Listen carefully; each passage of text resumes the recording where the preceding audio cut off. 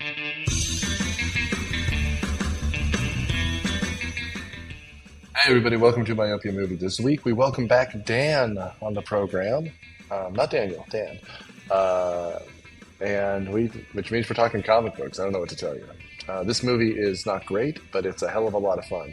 So I hope you enjoy as we keep, I guess this is technically DC Universe and Keanu, my favorite Keanu Reeves, of course, but it doesn't really feel like it's a DC movie. It is fun and stupid, though. So enjoy. Thanks for doing all you do to keep us on the charts. Thanks for sharing, liking, and reviewing it. And please, it's been a while since we've gotten some new reviews, so we would appreciate it. Thanks, everyone.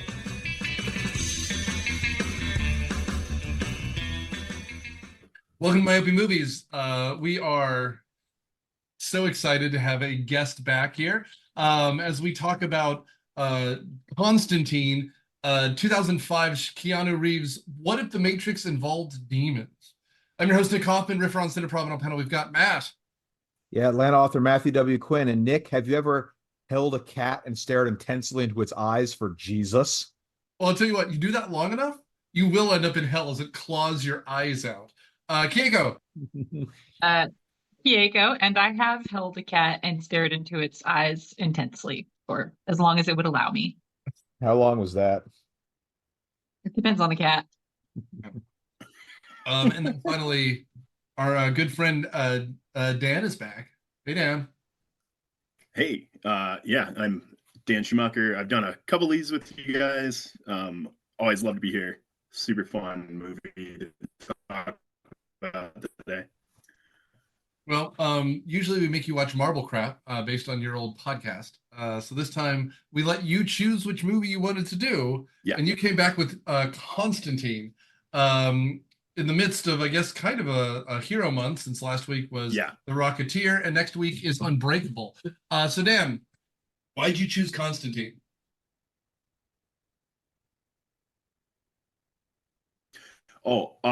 I love this movie. I mentioned in the group chat we had earlier, this thing like 10 plus times.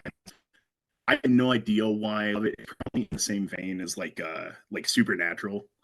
If you ever watch that show, that CW Drek, it's the same. I love that show, and it fits that that like religious noir, like supernatural noir thing just real well.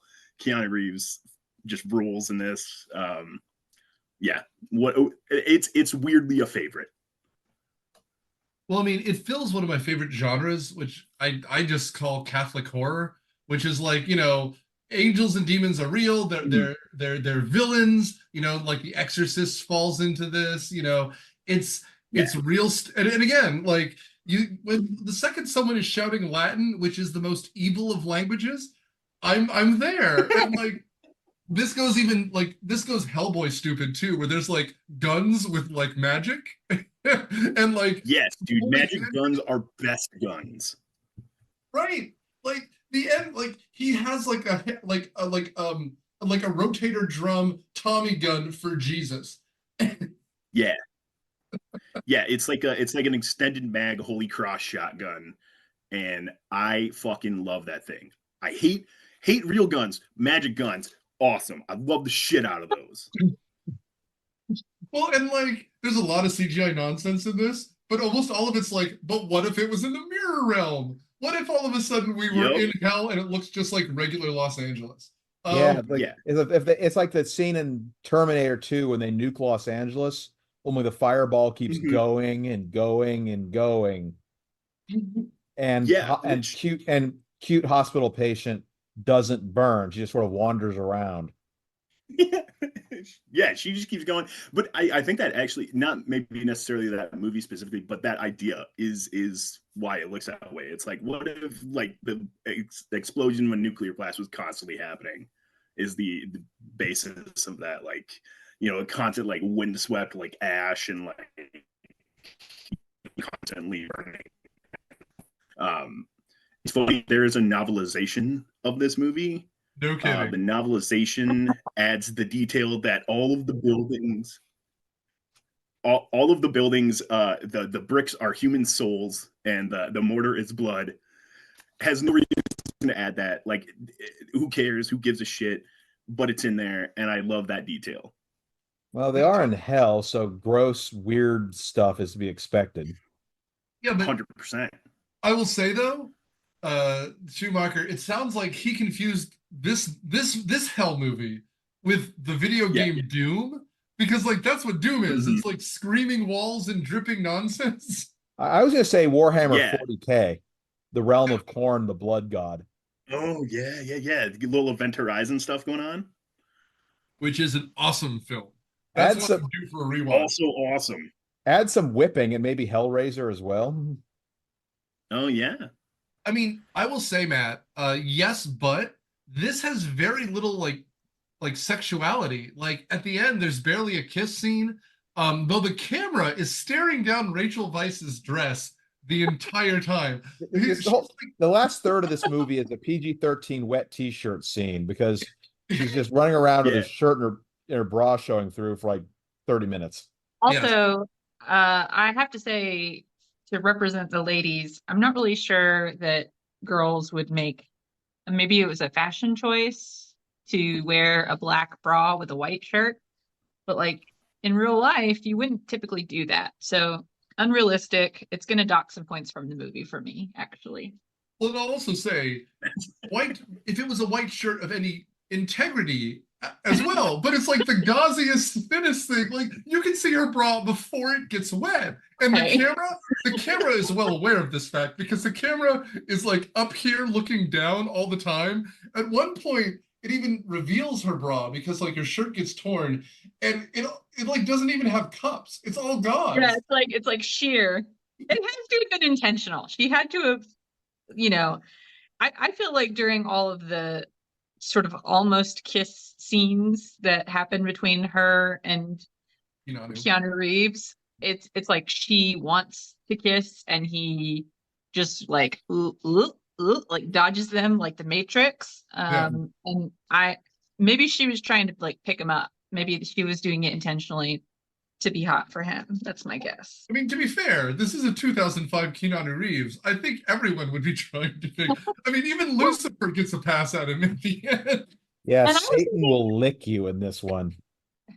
It was just like if a lick could be a peck, that's what it was though. Like it was just like a little taste. But that's at the end. I am licking respectably, sir. Store Mayor killing it. Just as an aside, this cast is like really good for a property that no one had heard of. We've got Keanu as John Constantine. We've got Rachel Weisz as Angela and Isabel. It's a double role when she's not like a real doll. We've got Jimon Hansu as Papa Midnight, who's awesome. Yep. Shia LaBeouf, I can usually neither take nor leave, but he's fine in this. He's good in this. I miss this era of Shia LaBeouf. To be fair, he's just a whiny kid all the time, and like bring me back to that. I don't need leading man Shia LaBeouf anymore. Like give me the whiner. Well, now he's going to be Padre Pio. Maybe he'll whine when he has a stigmata. We'll see. Hell yeah, man. Yeah, man. And I mean, I think Mutt Williams is not a good character, but it's the same mode. Like he's just a little prick who gets punched by Indiana Jones. And when Indiana Jones punches someone, I'm fine with that. I'll also throw out we have New Metal's Gavin Rosdale as Balthazar. Wait. Really? Yeah, that was Gavin Rosdale. Oh. We have Peter Stormare as Satan, which we already mentioned, and we have Tilda Swinton as Gabriel, and who I think nails it. But watching her in this movie made me realize if they ever made a David Bowie biopic, she would be perfect. She really looks like the man who fell to earth throughout all of this, down to like the great suits. I'm kind of there for that. But yeah, no. So for this property, which at this point, unless you were a DC head you really hadn't heard of, they pulled a lot of people together. And now I will flip it because Schumacher and I were kind of texting about this online earlier, but like it would have been better if this was not a Constantine movie and this was just like an Exorcist, but like fighting. because this is not who Constantine usually is. When did Go ahead. when did Van Helsing come out? Was Oh my this God, that's like a great question. That's a was terrible this movie. like That's 2004, right? Yes, it is. Well done. Yes, I got a point. That's one big point for Schumacher. Hell yeah, oh, I didn't know we were doing points. I am just personally. The points don't matter. But Okay. yeah, no, you're exactly right, Keiko. This stinks of that. This stinks of that. I think it's a Terry Gilliam film, but it's like Hansel and Gretel, but like steampunk Yeah. nonsense. I saw that one in theaters. Ooh, that one is Wow. dog shit. That might be a stay tuned here as well. But yeah, no, that's what this is. And it's also Keanu wearing a lot of trench coats and dusters. And so I immediately think The Matrix, which the final one of those was what, 2003? Yeah. So, that's not far off either. This is like really like hot on the heels of all that, and to be fair, like to the trench coat duster situation, it's not the like weird like near bondage like situation that it is in the Matrix. It's like this is like sexy trench coat. Like Dude. this is like damn, that dude looks good in that trench coat. Not like I want that guy to sit on the other side of the bus. You know. Well, and it's clear it is a bus because he's in a trench coat. But it's funny because he's almost wearing like a standard double-breasted suit. It's just that the jacket is a black trench coat duster thing. Otherwise he's dressed like a reservoir dog, which again, it's totally working for me. It's fine. He gonna cut off a demon's ear to the tune of "Stuck in the Middle with You," though. No, but it would be a Gregorian chant version. It would be a bunch of dudes singing in the baritone range, stuck in the middle with you. Like, it just, classy shit. That is a classy torture scene, which we get a couple of in here. 10 years earlier, and that might have happened actually, because wasn't there that moment in time when like Gregorian chant was a weirdly popular thing? Yeah, that album called Chant. Yeah.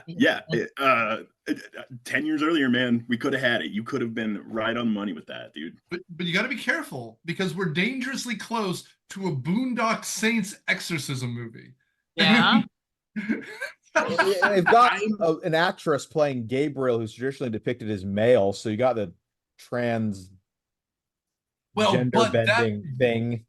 That to me is in the dogma mold of these things are genderless, right? Yeah, they're supposed to be androgynous.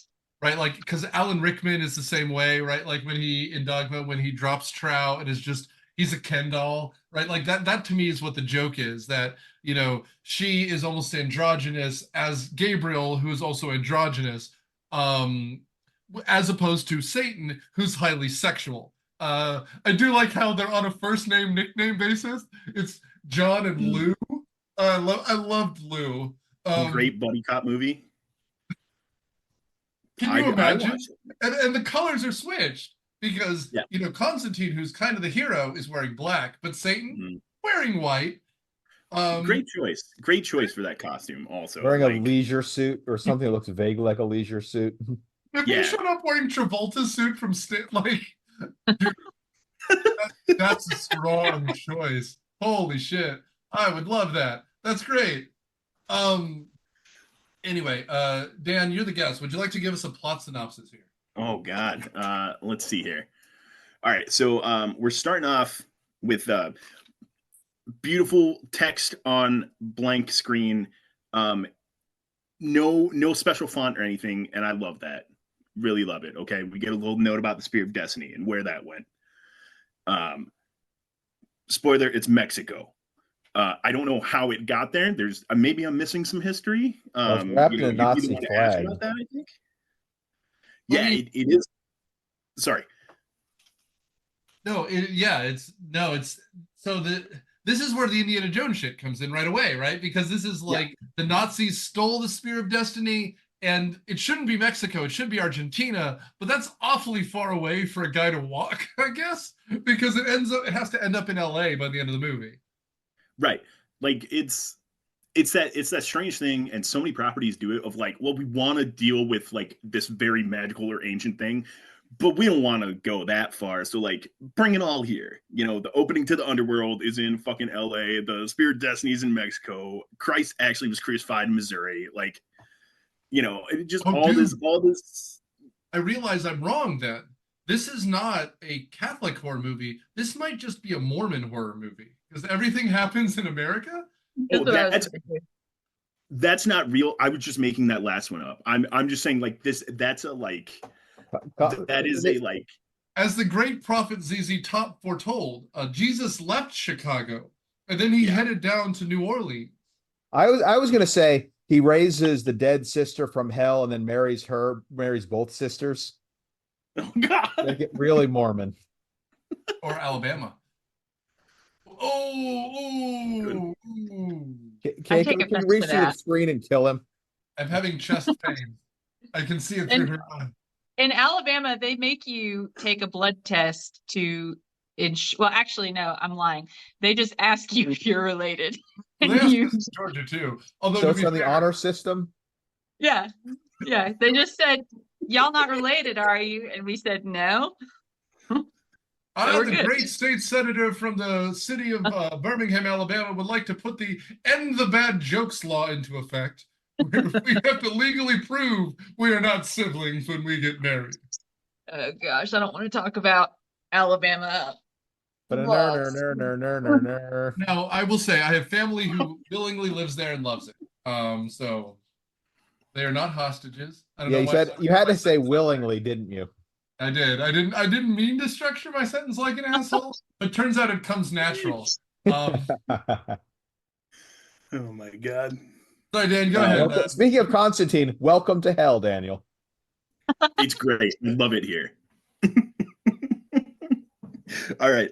So we dig up the Spirit of Destiny in Mexico. Guy who finds it gets immediately obliterated by a car.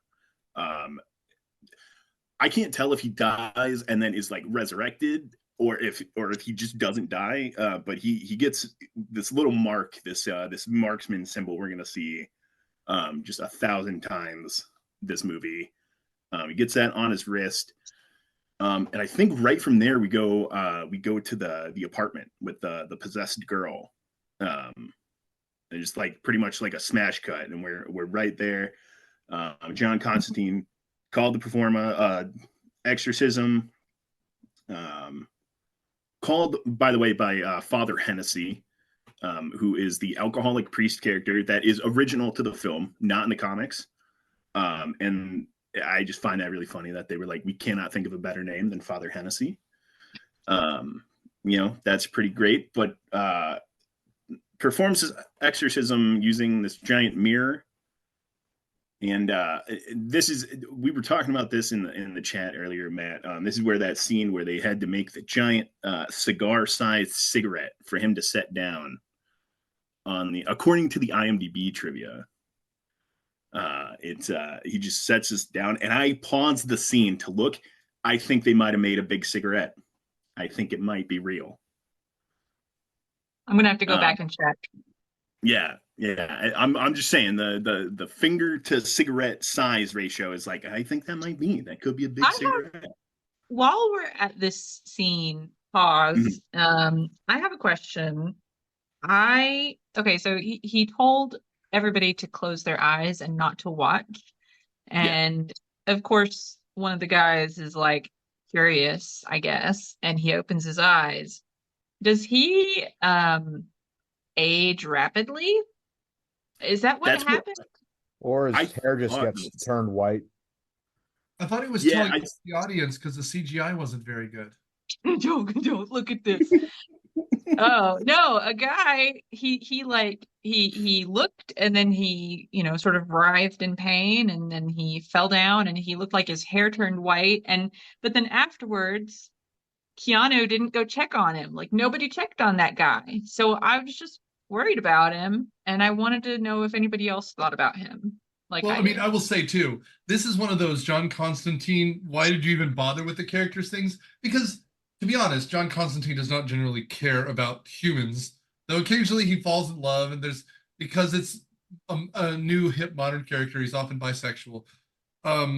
but the thing I'll add here in this context, the idea that he walks out is very strange because he would have kind of a heart to heart with the demon, kind of, because like his whole mission is to try to figure this out. He's more of a detective in the graphic novels. Dan, am I missing something? No, so we do this this exorcism. He puts a dent in Shia LaBeouf's car. Which is great. I think everyone should do that just on principle. And then we've got him, he has a little convo with Father Hennessy. He steals Father Hennessy's lucky charm or his talisman or whatever. Yeah, I'm calling it a lucky charm for today. I don't know. I'm feeling it's sassy. A Celtic thing, so you're fine. Right. I mean, by the way, I know it's a DC property, but just calling the big fat drunk guy Father Hennessy. Thank you. That was the shortest of walks. Right. He's an original character. They couldn't come up with the name. They went with the most basic one. Same as the other guy. How about Father Daniels? Would that work? What's that? Father Daniels? Yeah. Jim to his friends. Or Beam. Yeah, Jim. There you go, Jack. Yeah, Jack and Jim. I love it. So we leave right from there, and I think we're going to the doctor's office to get an update on our cancer situation. Not good. It's not good. Yeah, definitely not good. He also seems to be very familiar with this doctor. He's not saying like, oh yeah, remember all those demons that I exorcised, but he is like, man, I've seen some shit, and she seems very familiar with his whole shtick. She also, I think, says he's been smoking for 20 years, unless I maybe 15. Yeah, no, today. You're right. She did say that, and I was like, is he like ageless or like he's Keanu Reeves? He's ageless. He has really good toothpaste because he should look like a yellowed, nasty mess if he smokes. Yeah. Well, and I'm sorry. I said smoking, but I thought it was like cancer because she's specifically like, you don't want to be here, like in the cancer doctor 20 years ago. And I'm like, I don't think like lung cancer has a 20-year like prognosis on it. You know what I mean? Like, I don't think you're getting 2 decades after you get the diagnosis. That seems a little. I suspect he might have had lung cancer before because I think there's some reference that he'd been there before. Yeah, they said that's what I mean. You gave me more time, so that he must have had something before and like cleared it up. He does keep trying to get like extensions too and stuff. So maybe he just died and people were like, yeah, like do it for like another 3 years or something. I don't know. Okay, and then we're in the middle of all this. We're getting the Isabel suicide, I believe. Isabel is the twin sister character to Angela, who's the main character that Rachel Weisz plays in this. And she wakes up, goes up to the top of her hospital, dives off the roof through a glass ceiling into a cross-shaped pool. This hospital has the most insane layout I've ever seen. If you have this, like, why is there not a security guard set up? They have the cameras. They obviously know there's risk for people jumping into that honestly tempting looking cross-shaped pool down there. That doesn't kill her immediately because she sits there. She's floating there with her eyes, like she's in there and then her eyes open up. Yeah. Which I interpreted was the dream because her sister's seeing this, right? Yeah. That could be. Anyway, so I'm not going to cut Dan off, and I'm going to cut him off here just so we stick to kind of a back to the box length and we can talk through this movie. But like the rest of the mystery is him trying to figure out, because the sister's convinced that this is not a suicide, that this is a murder, even though she jumped. And Constantine's like, well, that smells interesting. He's Nick Cage sometimes. It's fine. But that's what's going on here. Yeah, thank you. That's good. So where do we want to start? Because I could talk about that suicide forever. That thing was something. Yeah. It's wild. I still don't understand the safety situation at this hospital. It's fucking insane. They're just asking people, just put a sign that says jump here at that point. You know what I mean? We should also mention that it's not just a hospital, it's an asylum. So these are people who already need to be watched, and they're like, you know what, we need a diving board off the roof. No one's here. An actual diving board, that would be funny. Well, and again, this is a DC property, right? So like it would be interesting if they went full DC and it's like the Joker releasing gas, and so there's just like a line of people committing suicide. But it's not. It's an abandoned hospital, apparently, because there's no one. We don't see an orderly. We don't see a nurse. We don't even see like demonic powers allowing this to happen. No. She's by herself on the 30th floor of a building, walks to the roof, and does like a triple Lutz down through a glass into a and of course, we got into this in the chat. This is a strange movie because it's an R-rated movie, and I don't know particularly why. We'll talk about it when we get there. But there's no blood. This woman would be like a pile of meat. Just kidding. Yeah, the glass, at least, especially since you went through a what's that overhead window called? Skylight. Skylight. She went through a skylight, so she'd look like a piece of hamburger from that alone. Yeah. And then hitting water at that speed. Yeah. Compound fractures. We get real icky here. I think your Skylight's going to be doing most of the heavy lifting in that situation. You know, that's going to put a real stopper on things, pun intended. But I mean, you still probably, even from like the Skylight to the water, hitting that is still going to hurt, and you're torn to shreds.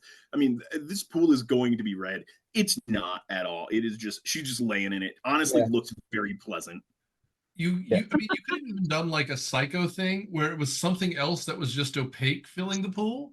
But they opted to not. Syrup? Yeah. Well, they were so careful about it. If you look into like the rating on this one, they were so careful. They were like, yeah, we know exactly like how much blood we can show and where and all that. Sorry, I don't think you want to talk about that at this moment, though. You can go ahead. Why not? We looked into this. Well, it's hilarious because they to a T, and then I guess they get they finish their viewing, the MPAA does, and they're like, well, just based on tone alone, this has to be R. And it's like, what are you talking about? Show me that category, sir. Yeah, I never got like dark ghoulish tone here at all. Well, I mean, when you start out talking like about hell and stuff, it's a very conservative organization. There was an exorcism at the very beginning of the movie, like poltergeist style. Like, I mean, it is freaky.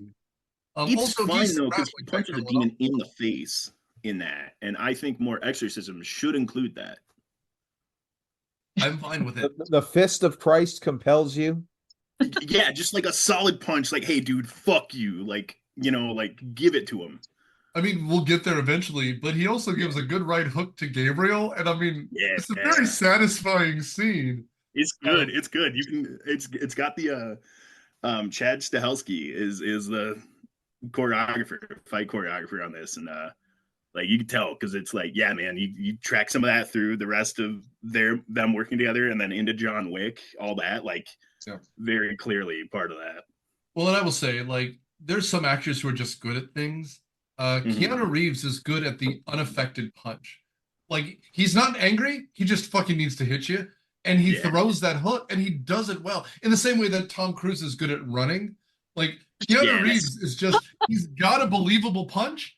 He's also kind of this big lean guy, so it's kind of this like string bean punch, but it does its trick, and every time you throw it, he's like, you mentioned John Wick, he does it there. I mean, it's good. It's really solid. And now we've got like what a buddy of mine calls senator age, right? When a white male actor gets to a certain age, he's either going to be a president or a senator, right? And so now we have Senator Reeves, but he can still throw that hook, and I'll take it. It's awesome. I'm imagining Senator Reeves doing some sort of Matrix thing in the Senate, filibustering somehow.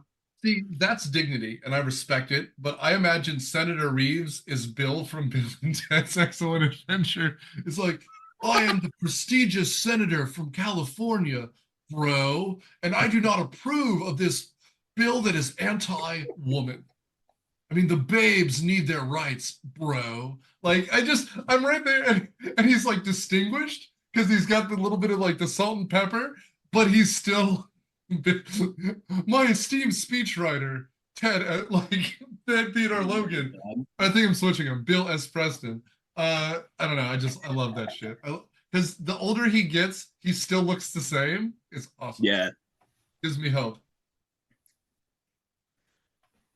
Anywho's. Once she hits the water, this is where the movie kind of begins. John Constantine is there getting bad news, and this is when the sister shows up.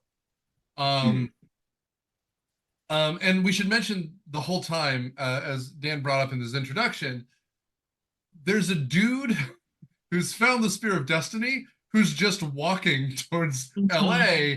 Because right around when she falls through the skylight, he's walking through a pasture and a bunch of CGI cows are dying. It's great. I specifically wrote in my notes the line from "Oh Brother, Where Art Thou?" Oh, George, not the livestock.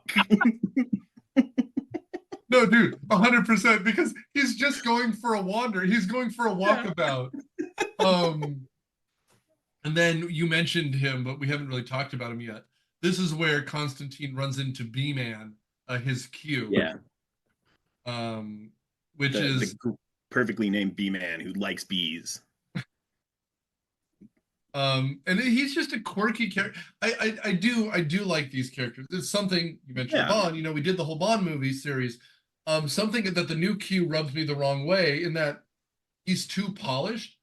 I do like Ben Winshaw and all that stuff. He's a good actor, but like he's just a young, handsome guy who happens to be good at computers and things using modern tech. No. This B-Man is awkward. He's nerdy. His glasses are never on correctly. He's into weird little. He's into those weird fucking boxes they sell in gift shops when you turn it over and it makes an animal noise. I like that. That's what he gets paid. That's how he pays him. He gives him this little golden thing that shoots dragon's breath, and then John Constantine's like, "Hey, this makes a funny noise. We're good, buddy. Yeah, with me even." Well, he's got those fat stacks from living in a bowling alley. So, you know. A poorly named bowling alley. It's aptly named, but it's poorly named. It is just named Bowl Bowl Bowl. I do kind of wish like this was the Big Lebowski cameo, because it's just an abandoned one. No, dude, I want to see that hopping 80s LA bowling alley, because it's really when we get there, it's a hell of a scene. And I'm how's that for some a lot? If we were talking about Satan licking people earlier, maybe the Jesus in Big Lebowski is the devil. From licking the bowling ball to licking the dying Constantine. It's a step up. I don't know, man. They made that sequel Jesus movie that was unwatchable. Oh, you mean the Jesus Rolls? The Jesus Rolls. Did you see it? No. No, I wanted to kill that project because The Big Lebowski is one of my favorite near flawless films. But anyway, so we should mention the stuff that we get, because like a good Q scene, which this would qualify, it's everything that will be used later on. We've got some bullet fragments, which will be melted into the bullets of the assassination attempt on a pope, right? This is like the weird, this is like Catholic high skill scavenger hunt stuff, right? Yeah, we have blessed holy water from the River Jordan. We've got Dragon's Breath, which is from Harry Potter and the Sorcerer's Nonsense. And I mean, it's this checklist of, well, what do we need for the third act, right? Like a good Bond movie, but it's funny because it's out of left field. And again, I know Constantine more now. There's a recent one that's like a book. It's the first volume of the new series. I like it very much. I'll recommend it. But it's a lot of, John Constantine is always followed by ghosts. So this is not anything new. He's just hoping that the ghosts are telling him the truth and not selling him a timeshare. So this is just like, now you're going to need some skills. And B-Man just shows up awkward and shaky, and he's like, holy water? I thought this stuff was outlawed. Not for me, the B-Man. I'm going to be around forever, and I'm never going to die. The whole list of things, this whole scene though is weird to me because one, I don't get what is special about bullet shavings from the Pope assassination. I don't get that. If like that doesn't make sense to me. I'm not a Catholic, so maybe somebody can enlighten me. But also okay, so Catholic thing aside, are these the bullets that were in him or the ones that missed? Because it would seem like, although if they said that these are the ones that were touched by the angel that pushed the bullet out of the way, that would be different, right? Like this is evidence that the Pope was protected by, Michael, another guardian, John Travolta, obviously, Michael. Oh, I love that movie. Previous episodes, check in. It was an interesting rewatch. It's good. I enjoyed it. I've never seen it before all the way through. That was one. Oh God, I'm getting it confused.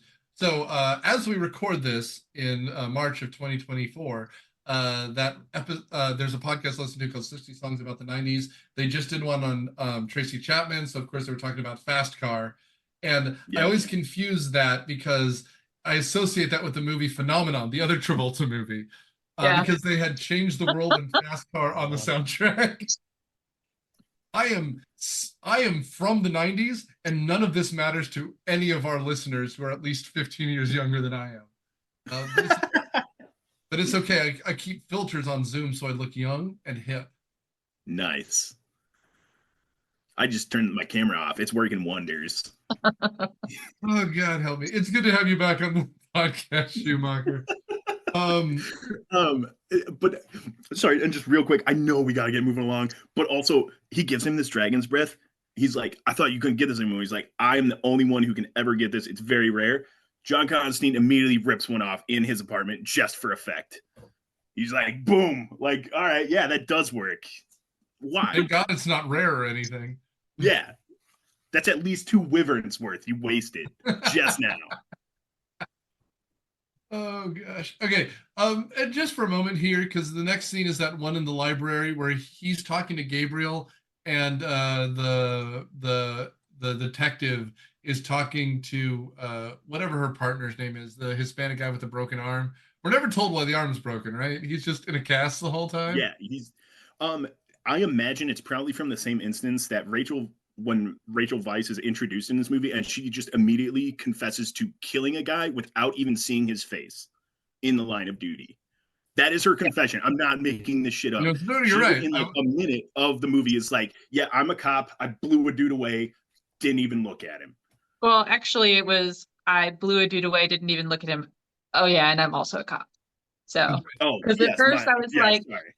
I was thinking, like, what happens if somebody confesses to a crime?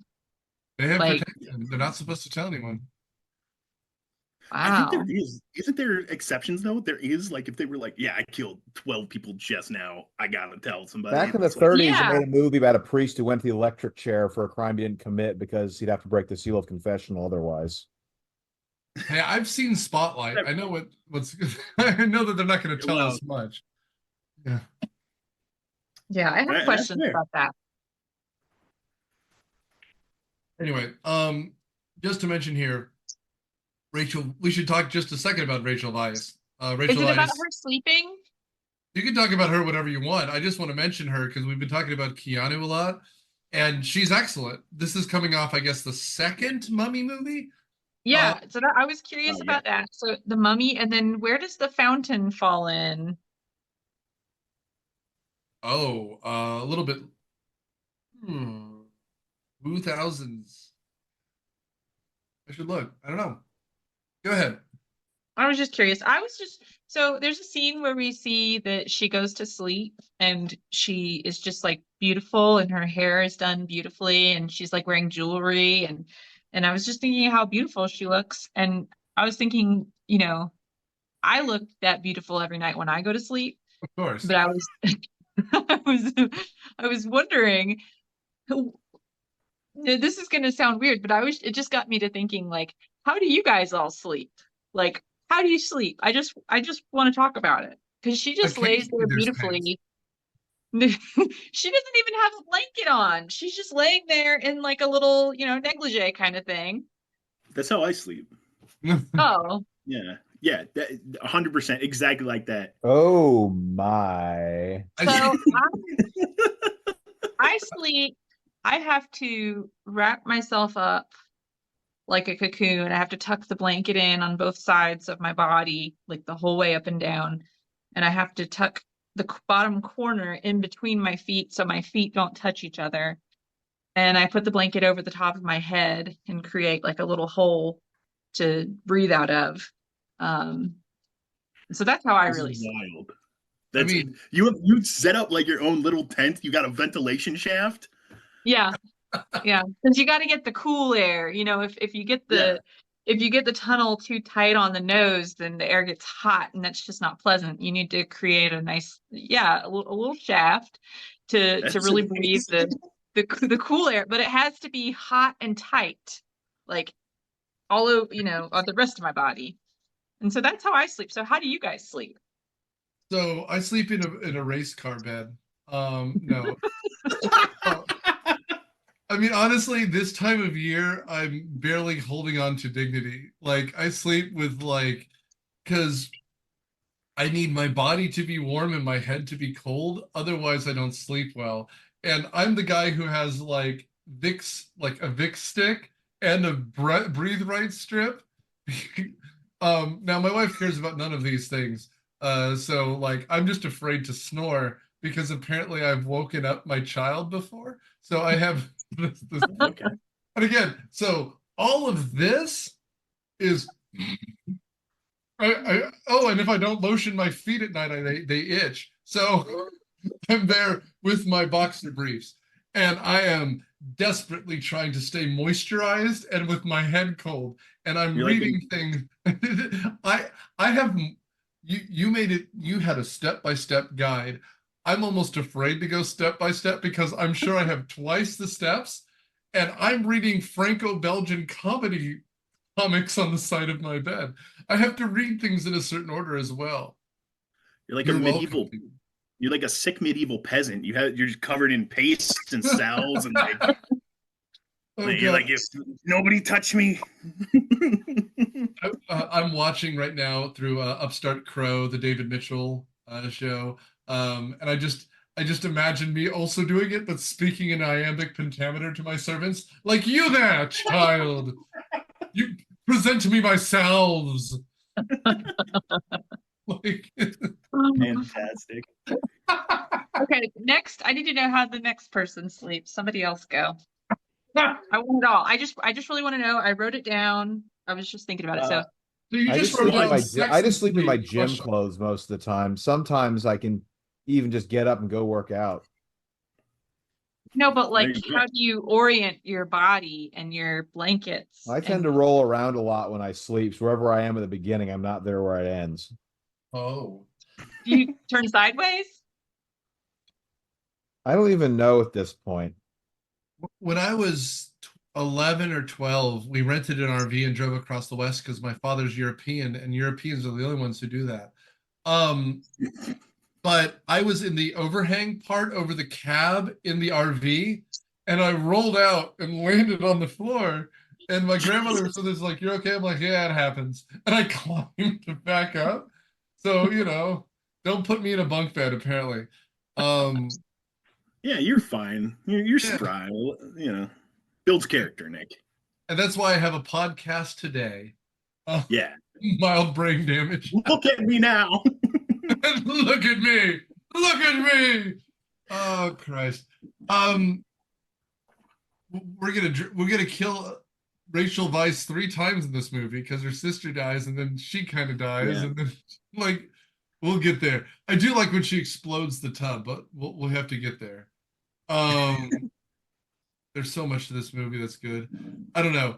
I like Keanu Reeves' asexuality, kind of, sort of, because like Gabriel makes a hard pass, in this library scene that we're kind of at. But eventually, also Rachel Weisz makes a move. but they're respectful because because I will say at parts of this, especially at the end when they're in silhouette talking, all I kept saying is like, "So Scully, what do you think about these demons?" Well, Mulder, I don't believe in demons. Like, because that's what it is. Also, like Yeah. the oversized suit. She's also a a very professional, very tight-lipped, very serious professional type with red hair. Like I did get serious Scully vibes, which trust me, no problem with here. Whenever this Yeah. ends, my next podcast is an episode by episode of the X-Files. Hell yeah. Because I love that show. Yeah, I don't get what this location is. It's like it's a library. There's books with barcodes and like and like decimal system, checklist things, just stacks of them. But it's a church. I don't know what this space is. But Yeah. here I want more of them everywhere. I don't get it. It's just church library. It's like this could be where you meet a priest, or you have a business deal, or you talk about an assassination. It's one of That's why I it's a thought it myriad. was. It was the priest's library because Rachel Weisz is talking to the priest about her sister, and Yeah, Constantine is talking to Gabriel, who just happens to be in the priest's library, and there's a junior priest who's like the doorman or something. yeah. There's a guy like taking coats. What and yeah, people can just come and hang out and then chuck books on the floor. The priest is non-phased, by the way. Nobody's coming over and be like, "Hey, you guys, like other people are trying to use the space, just right now, and then take it outside and do whatever you want. But right now, What happens in the priest's library stays in the priest's library. clearly, The seal of the librarian. oh yeah, Instead of the seal of confession. I weirdly like those librarian movies, those made for TV librarian movies. I don't know, the first couple are all right. The third one's pretty dumb, but no, they're a fun goings on. Yeah. But I will say it's the same reason I like the Night at the Museum movies. Like it's just something Yeah. about like that kind of a place where mysteries are unfolding. It's nice. Mhm. I will say though, to what you're pointing out about this library, or as my daughter would say, library. I wish. I mean, part of it is this is an LA story, so it needs to be very LA. For those of you who don't know, at home, Constantine is supposed to be English. It just made me wish that this was an older, more impressive looking library. Like it can be a Catholic library with priests, but I want it to look like Gothic, right? Like I want there to be tall shelves. I mean, this is where it should be Hogwarts, and they decided to not make it Hogwarts, right? Yeah. But like that to me would make more sense than what just looks like the library down the road, because it's just normal stacks. Mine doesn't have a fireplace, which I consider a lost opportunity, but you do realize there's a children's library. The first thing they do is like, hey, books burn, and throw shit into the fireplace. Yeah. But the dual scene between the partner and it's not Isabel, it's the sister, Angela, of course. She's the good one, Angela, good. Figured it out. But also, and then we have Gabriel talking and nearly kissing Constantine, which establishes the two of them. This is the first time they meet, and then this is when, I mean, this is about when it happens. But then when Beelzebub, the Lord of Flies, gets into a fist fight with Constantine. Yeah, it's we got the same rules as Venom in Spider-Man 3. Just loud, high-pitched noises make it disperse, and then it reconstitutes and kills it by running over with a van on the freeway, which is great. I like that a lot. I like mundane solutions to supernatural problems. Yeah, no, totally.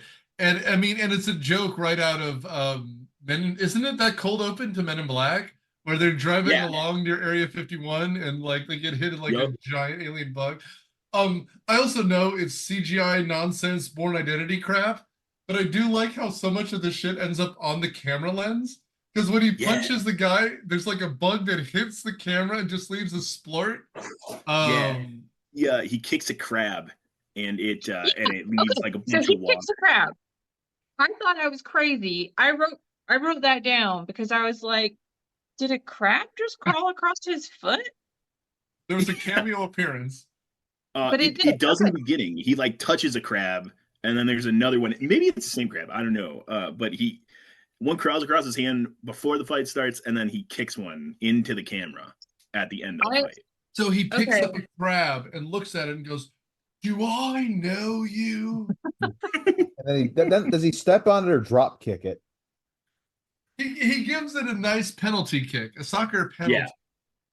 I also noticed, because I have to have the captions on because I have kids and I have to watch movies like this, like volume low on my phone while doing chores. It's really great. That when that monster was like appearing or forming, the captions said that the sound was unholy grunting. Yeah.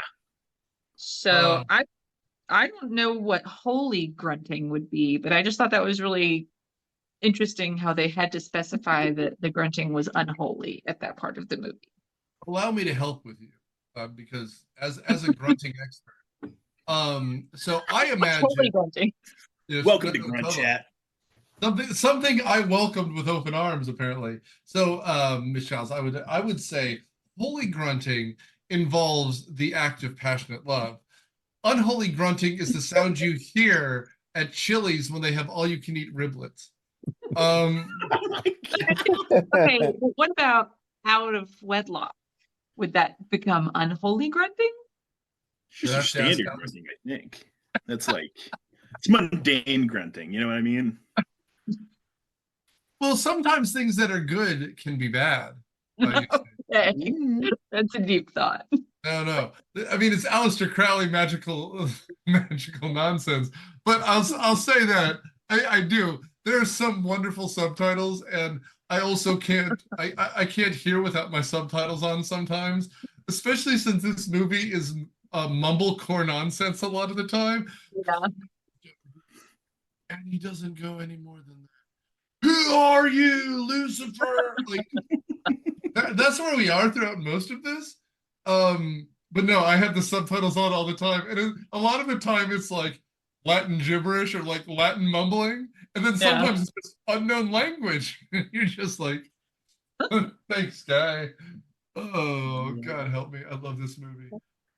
And again, I'm glad you're the Daniel on this, because I know Sudis, it bothered him horribly that this was not John Constantine, the character, which if you like the character, I get, but I had a lot of fun. But like, yeah, this one, I think it is for the better that it's a different character, and we're even going to the extent of the name is specifically like pronounced wrong, right, and everything, you know. So it's I think it works much better as fuck it, call it a DC Elseworlds even, you know. Yeah. What if Constantine was an American? Yeah, exactly. And most of the time, it's him and Deadman just kind of hanging around, helping the other like super friends get shit done. Because again, he's a dude who can fight demons, because on top of everything else, there's a demon war going on, you know. So whatever. But he's someone who Batman checks in with now and again. He's someone who, you know, especially the off-brand ones need, because he just collects magical nonsense. And he's an expert in that stuff. And he's a cynical British guy who smokes too much, because when Americans used to think of Europeans, the first thing they thought was cigarettes. That's kind of as far as they thought. I think that's the second thing. Yeah, I was gonna say it's changed now, but it definitely is up there. Oh yeah. What was the first thing you thought of, Jacob? Bad teeth is the old English thing. Oh, I was gonna say socialism, but you know, either way. I was thinking of Eddie Izzard's joke. I would like to have sex with your family. That's the European line, right? Anyway, so we should mention here about here-ish is where they go to the demon bar, right? And this is where we meet Papa Midnight, and a scene. And Schumacher, you already mentioned this movie, but this to me is the scene that's out of Blade, right? This is like a vampire bar, right? Yeah, it totally is. Oh, sorry, Matt. They've got the sprinklers. I was expecting blood. Yeah, Yeah, it looks very styled after that like blood rave in the opening of Blade, and like, you know, it's got that weird I think emo music or whatever you want to call this music going on, you know. That was And like cool, right? Yeah. yeah, it's this fucking wild, like, I don't know. My friend in high school bought a used car, and it came with a CD of, they were just burned CDs of like Ukrainian techno pop, and it's like that. And it was like 26 CDs, guys. He had techno pop for days. It was great. Oh. But It was like it was either Tool or a Perfect Circle. I don't know, based on the timing, but I was like really excited to hear that song. I thought it was really cool. So no offense meant. I apologize if any. I'm not judging. I like some stuff that I'm sure people will be like, nah, man, that's, you know. how do you feel I'm about Gregorian chants? Oh, I love it, dude. Love it. I'm gonna listen to some after this, actually. It's Christmas all year long. Yeah.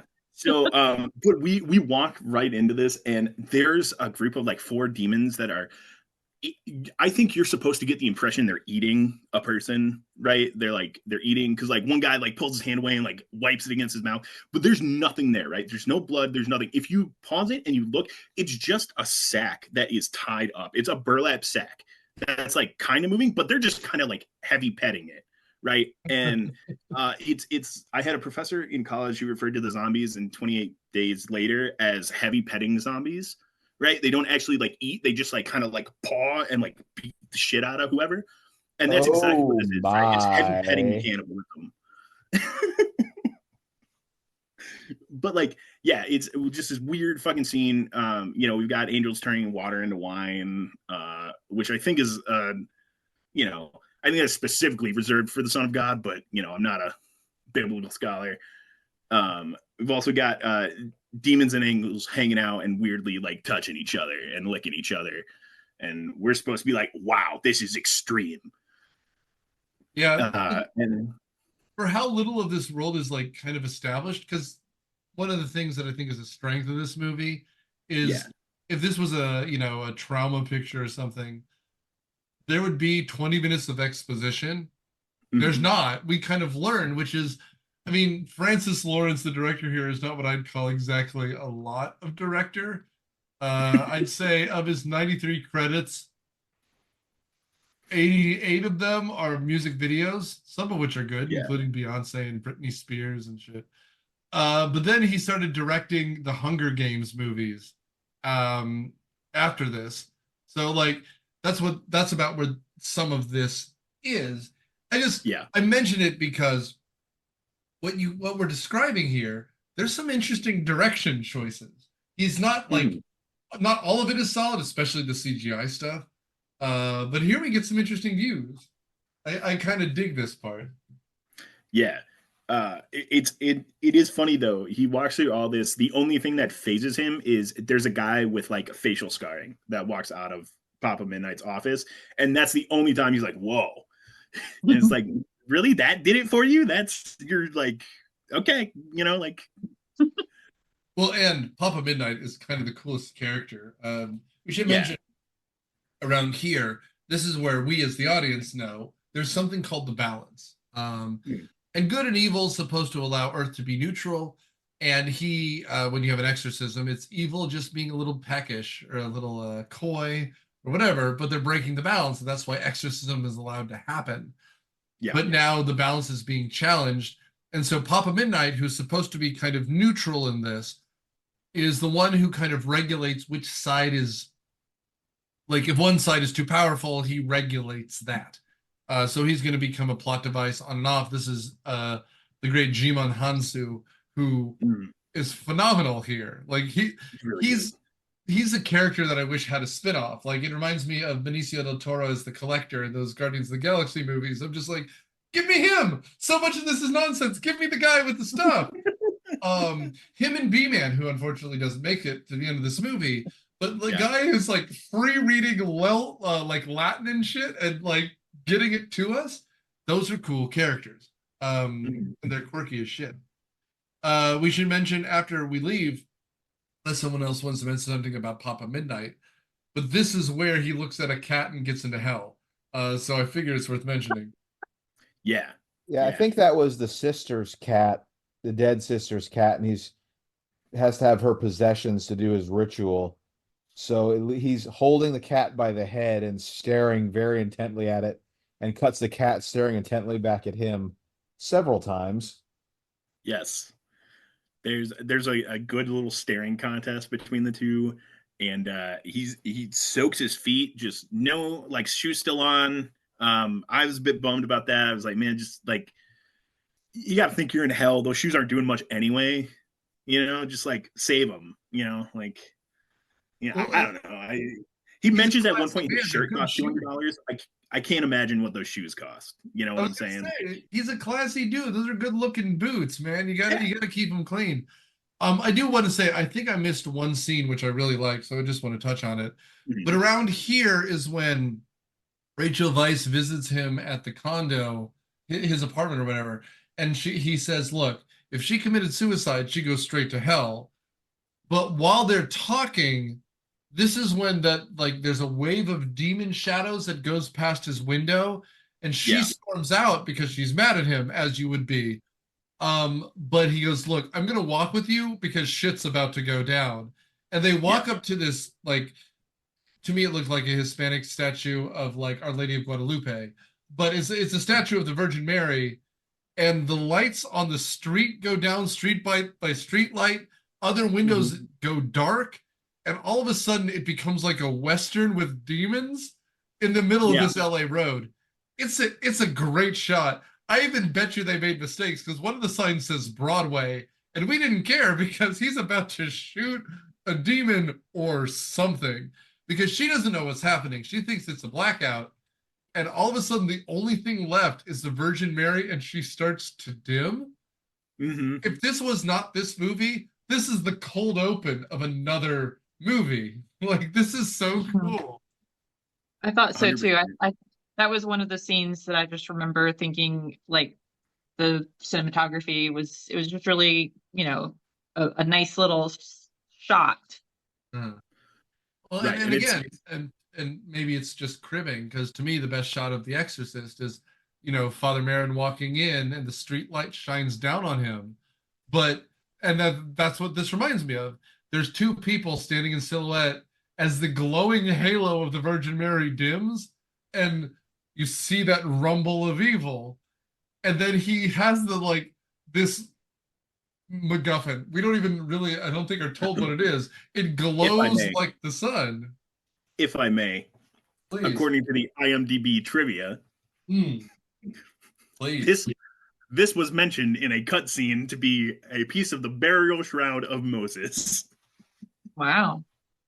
Which makes no fucking sense. Nope. I don't know why lighting it on fire suddenly creates an anti-demon beam. That doesn't check out by any account. But hey. Yet, again, and may I say, Mr. Schumacher, and yet, I love this movie. It's so good because, again, we haven't really described the demons. They're CGI nonsense that has escaped Quake 4. Like, I don't even know what to describe it. Yeah, but they're just gray, they're like semi-decapitated, right? They're like, their head is bifurcated at like eye level, right? And fucking, they're just gray nonsense, right? It's 2005, so we are trying to use CGI as much as we can, and we don't really know what we're doing with it. Pro tip, folks, we still don't know what we're doing with it. But this is like the start of the bad times, the dark ages. They were very sneakily. Yes. Yeah. And every so often we get so for those of you who are our age, when you got computer stuff, you used to be able to test it with something like Cysoft Sandra or 3D Studio Max. And a lot of these look like those rendering projects because we do a slow pan across demon teeth, and it's just kind of like any other music behind it would make it seem like a screensaver from 1998 because they're not well rendered. And they're also like, most of the time they look barely better than Goombas from Super Mario Brothers. And then all of a sudden they'll slowly actually render one like for their trailer or something, and it's very distracting. And right about where we are is where he goes to hell to the first time. And so there's a million of them. So we go to the scene where he lights the Shroud of Moses or whatever, and they all kind of go, "Oh no, light!" and they turn to dust.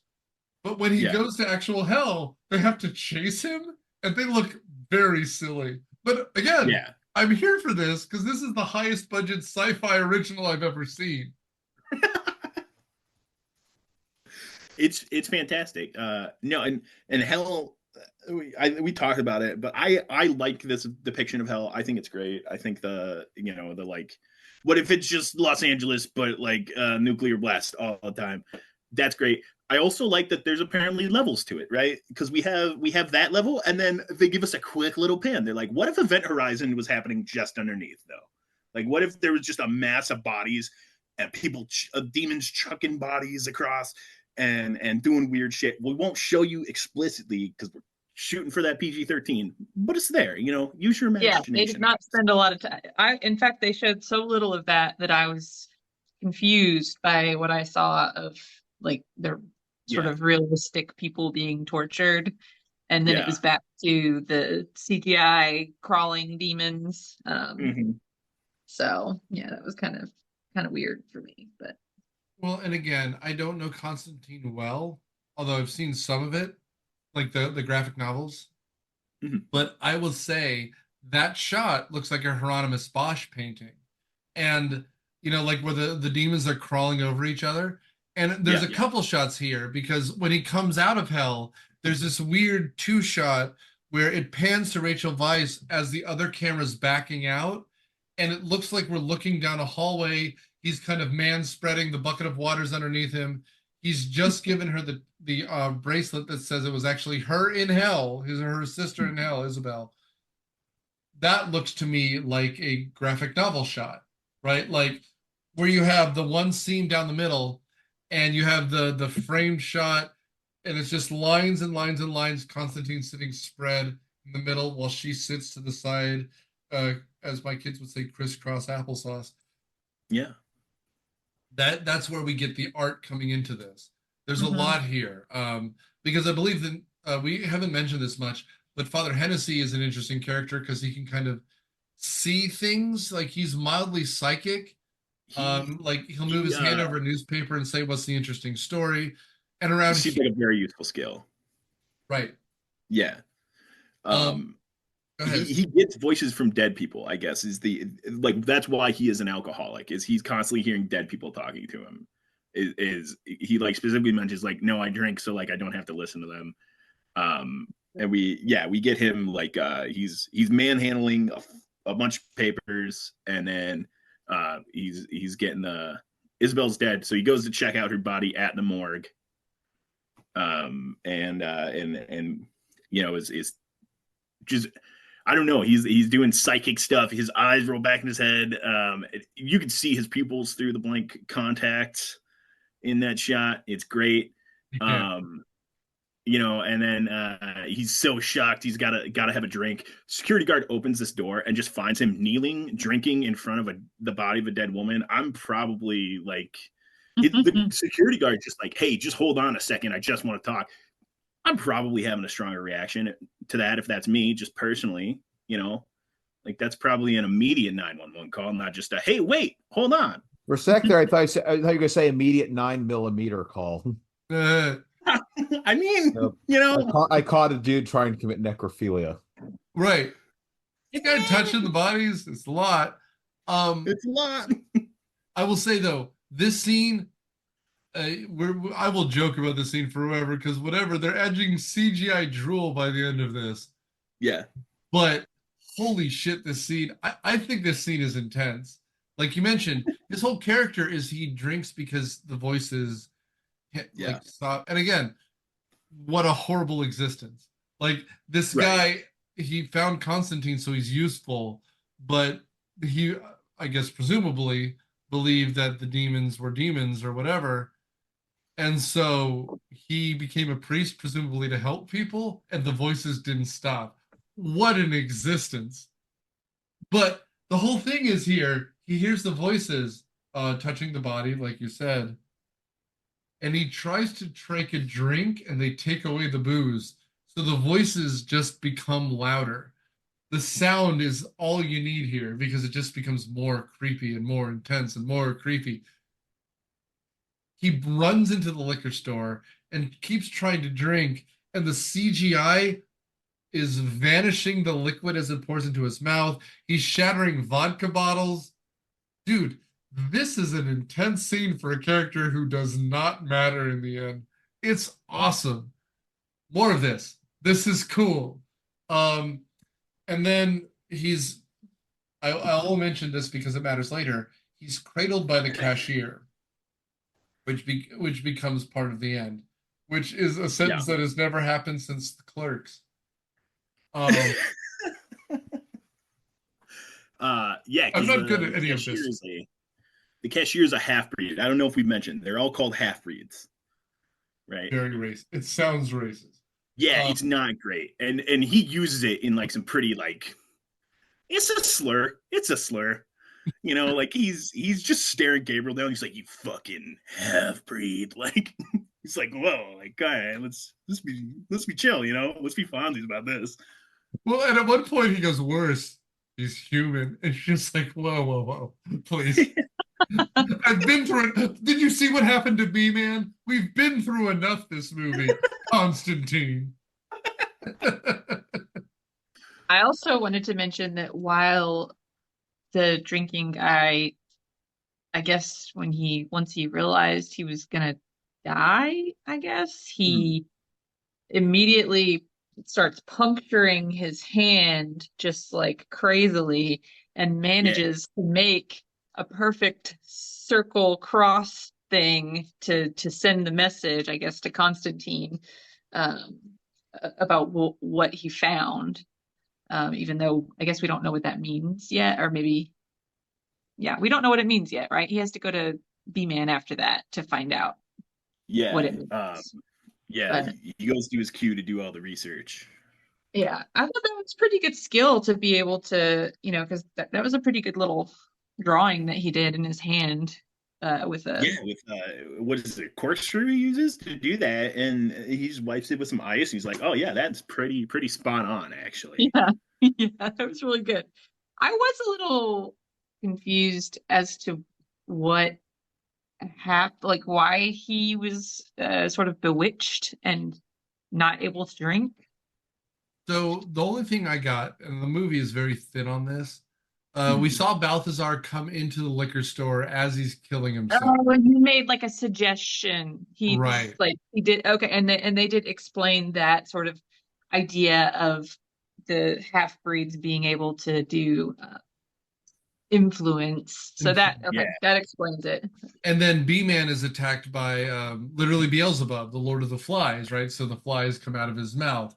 But we mentioned these because, again, this sounds like Welcome to Night Vale or Book of Enoch conspiracy nonsense.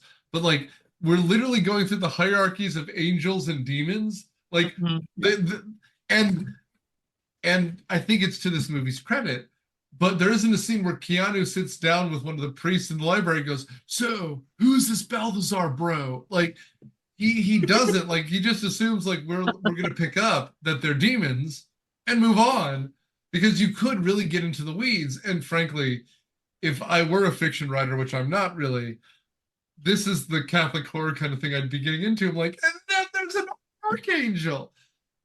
They don't do that here. But that's what's going on. We're having like not the top tier demons, but the second from the top tier demons. We got Balthazar, and he's watching and why do you do this? Because they're the people who help out Constantine.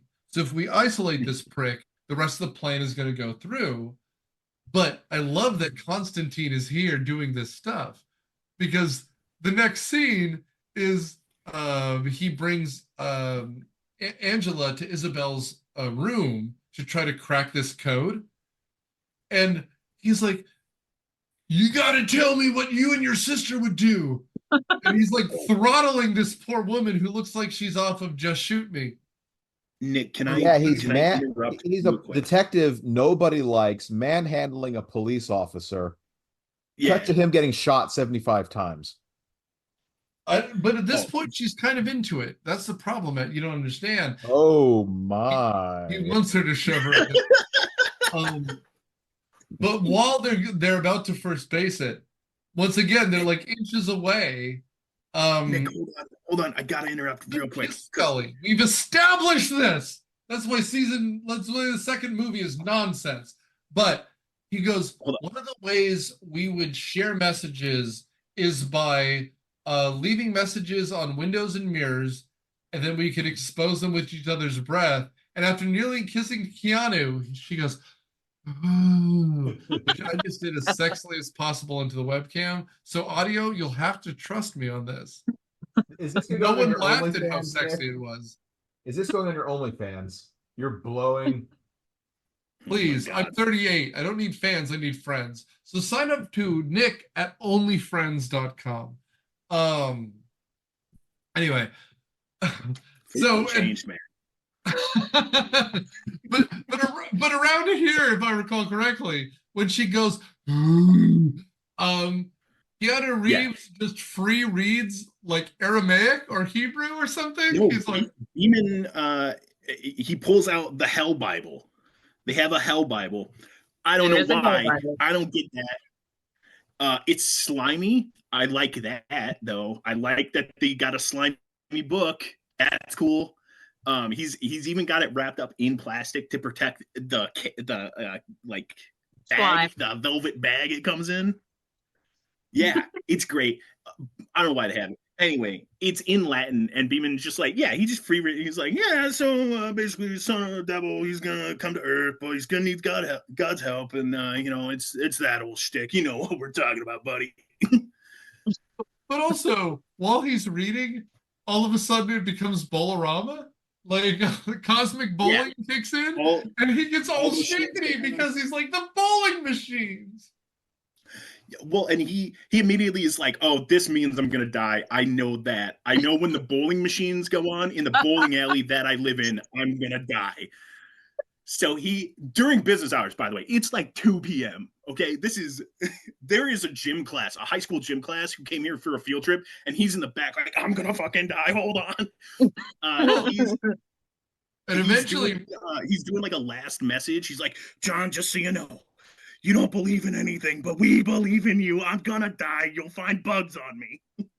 I mean, there hasn't been a scene that fantastic since all the cranes showed up to help Spider-Man and Amazing Spider-Man 2. Yeah. Like, it's so much because again, B-Man is instantly translating into English the 23rd secret chapter of Corinthians. And by the way, this is the part where you can tell that people who didn't know what they were talking about kicked in because they say everything wrong.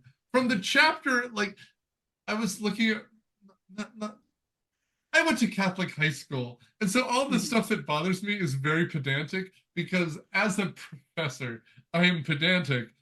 But he's like free versing this, but getting basic grammar wrong. And then all of a sudden he goes, John, we believe in you. And then he turns into a bunch of flies. It's so great. Oh God, this movie. It's an incredible scene. We're at like almost 20 years. So I think the sequel is going to come out next year, and it's going to be a musical, and it's going to be amazing. And I'm going to be there day one. I waited. I haven't seen Dune 2 yet. I'm going to be at Constantine 2. Get on that, buddy. Get on that. I just saw it. I saw it at 10:30 in the morning yesterday. I saw it this past Monday. Don't talk it. We're going to see it tomorrow. Are you going to get the sex popcorn bucket? The fleshlight popcorn bucket, anyone? The Shai Halussi? Yes. No. Are your eyes gonna are you gonna come out of the movie with your eyes glowing blue? I mean, frankly, based on my tax return, I'm not going to be buying novelty popcorn buckets anytime soon. They had to disappoint so many people in line in front of me for that popcorn bucket, by the way. there were at least 3 dudes with their girlfriends, just like walking up, like, "Hey, yeah, one dude in popcorn bucket." It's like, sorry, buddy, we sold out of those a long time ago. All we got is Homer is a dope. You know, it's funny. Like, I'm all for having a beer or two, watching a movie. Why not? Now that there's barcades and that kind of stuff everywhere, that's a movie I need to be stone sober for because there's a lot of vocabulary. I've never seen a movie with a glossary before. Yeah. I mean, and I like the first one a lot. I really do. But like this next one, I'm like, I need to. This is a coffee movie. I need to pay attention. There was a dude next to me who just had all of the snacks, and it was miserable. Thank God the seat next to him was empty, so he moved over one eventually during the movie, and I was like, dude, thank you, because like you keep doing the popcorn reach, and you are impeding on my personal space. That's funny. I went through a whole odyssey to get that seat yesterday, man. Hey man, I'm just glad you saw the flick. I know you and Matt have. I'm looking forward to it because I mean, in my own basement theater, so to speak, I'm just getting to Oppenheimer. It is so hard for me to get to the theater, and as someone who bathes in shit movies, the last thing I saw in the theater was last weekend. We had a buddy of mine, Zeus from the podcast, went to go see Argyle, and it was awful. I looked at him 45 minutes. I looked at him in an hour in, and I'm like, oh, thank God, there's a twist. The movie's almost over. And we looked, and there's 45 minutes left, and I died a little inside. But while this was happening, my wife was making herself a salad and cut her finger. And it was, enough to get a stitch. And right before I went to the theater, I was like, you want me to come home instead? We just had a burger. I can come home. And she goes, no, go see the movie. I'll be fine. I think she had a better time getting stitches in her finger than watching Argyle. So I would say if you had the choice, go to the urgent care because Argyle's not good. So I need to see a movie that's dignified. Like I've heard bad things about the Bob Marley movie, but Dune 2 sounds like a winner. We should mention Rachel Weisz finally realizes her sister went to hell, and she's like, "Hey, Keanu, can you take me to hell tonight?" And he promises something not at all erotic. Take me to hell tonight. Amazing. The most awkward high school prom move. Like, I'll take you to hell tonight. Anyway, so he promises to drown Rachel Weisz in the tub, which I don't think she gets at first, but I will say it's pretty funny to me. The scene is set. Go ahead, Keiko, you can go. Oh no, I was just gonna say I thought it was funny too, where he's kind of coaching her through how to visit hell, and she's like, do I get in? Do I take my clothes off? And he's like, yeah, you can leave them on. Just get in the tub. She gets in, lies down. He's like, you got to lie down all the way. And he kind of holds her under, and she lays down, and she's like looking at him through the water, and he's looking at her. It's very kind of like, what are we doing? It's a very sitcom date kind of thing. And she's like, okay, well, and you can see with her eyes, she's like, now what? And he just doesn't respond. And then she's like, hang on, I think I'm dying. And he doesn't respond. And then she proceeds to try to escape. And he fights her and holds her down. And she busts a hole in an ancient cast iron tub because, I don't know, is she possessed by hell strength? I don't know. I lost it. And I love the scene too, everything, because she's wearing the sheer shirt. This is where we see her bra, like we talked about earlier, which you can't not mention because it's Rachel Weisz, who has been my sexual dream, of course, since The Mummy, which is great. But also, she doesn't take off her shoes, which I think if you're going to keep your clothes on, fine, but you take off the shoes. And also, people keep ruining shoes. I can't take it. I buy a pair of shoes every 5 years. Why are you walking in water with these shoes, people? I mean, and also, we should mention, Keanu Reeves and her are wearing essentially a uniform because she's also all in black, including the bra, which we'll see a lot of for the next 45 minutes. But it's all white and black. It's very formal. And so we get there. And when she blows up the tub, we should also mention this movie has seen Seven and Fight Club because she wakes up in the bathroom of either of them, or maybe saw one. But when she comes to, other than the camera just staring at the bra because it's like at a downward angle again, we realize, first of all, we're not in just anyone's bath. After when they saw B-Man dead, they decided to strip her down and put her in a tub. And okay, is this tub in the bowling alley? Yes. And she's it's in his apartment. Isn't that his apartment? It's because he lives above a bowling alley and below another bowling alley. Frank, thank you, Grimes.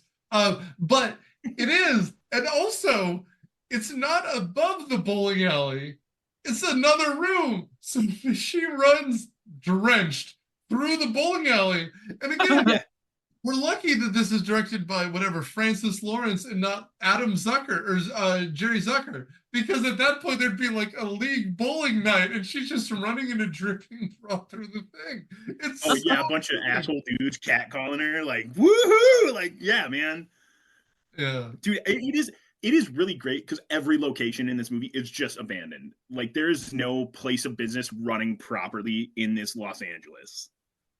There's no extra budget. Yeah. At all. Like, if we have to pay an extra $100, we cannot make this movie. Well, I will say, if that's the case, it goes They well. spent it on the cigarette. That's right. The Chinese cigarette. I swear to God. I will say though, if they lost the money there, they used it on the sets because like B-Man's little nook is cool, like with all the jars everywhere, the evil Bible that he's reading from. Like there's effects here. It's really cool. And we mentioned that she goes to hell for a second, but around here is where she pulls Balthazar's coin out, and he realizes more than before, I guess. That side is not playing fair, so shit's gonna go down here. And is this when he goes to visit Midnight again and get ready for the battle? And he uses old Sparky, the cheer from Sing Sing, the electric chair, the old electric chair, which he did take his shoes off for. Right. Yeah. Because I was keeping track of that. I mean, this is so Keiko, what's the Tarantino count for conductivity purposes? Right. I think if the soles of his shoes could conduct electricity, he would have done it, shoes on. He's like, no, I gotta go straight to hell tonight, baby. Oh, I see. So otherwise he's in the water. Yeah. All right. Well, that makes a lot of sense. Not really, but so Keiko, what's your Tarantino count up to? How many feet do we see? I don't know, but there are some very notable feet at the very end of the movie. So I guess we're only at 2 feet so far that I've noticed. Well, we'll have to update your only feet account.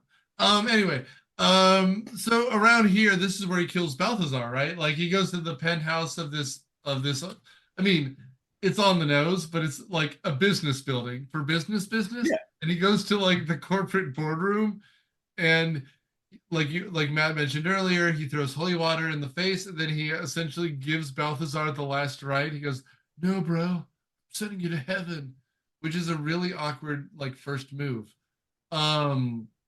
If Satan's your boss, do you want to go back to hell? Yeah, like you fucked up bad, dude. You probably don't want to go back. You know what I'm saying? Like it might be better for you. But like, it's like an episode of South Park where Satan like goes back to heaven for the first time and he's like, "Yeah, could you do me a favor?" and cut to them taking his abusive boyfriend Saddam Hussein away.